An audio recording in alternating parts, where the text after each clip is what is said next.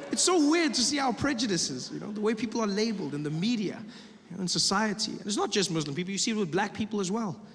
People saying these things like, I remember when the riots were happening in Baltimore, people quickly jumped, these thugs, these are a bunch of thugs running around, these thugs. I'm starting to think black people like crime. That's what I'm starting to think. Is that the only way they can deal with it? Black people like crime. No. Black people don't like crime. Because you know who's not a criminal? Most black people. Yeah, most black people are not criminals.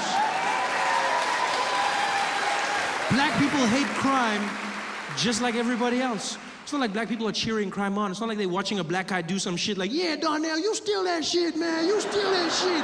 Yeah, no. When black people see a black person doing a crime, they also looking at the person like, that nigga crazy.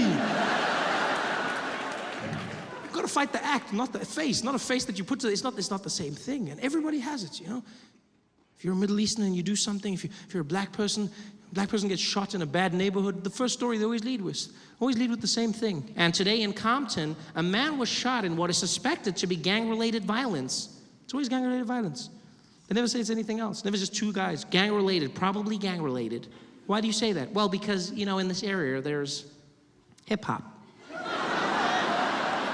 Why is it gang-related? It's always it doesn't matter who it is. Could be two kids. Someone got shot. A 3-year-old was shot today by a 4-year-old in what is suspected to be gang-related violence. But they're kids. Yeah, they recruit very young.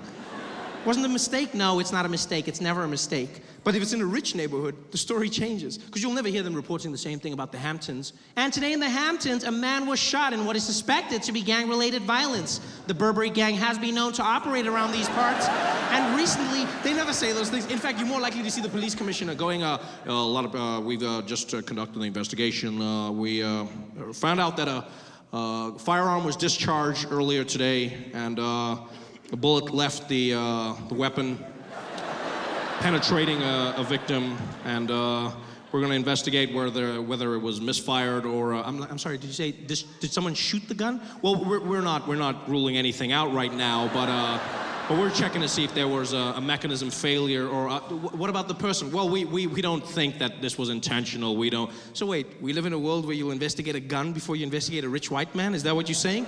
No. That's not what we're saying. But I mean, you must remember the gun is black. But that's not the point. The point is,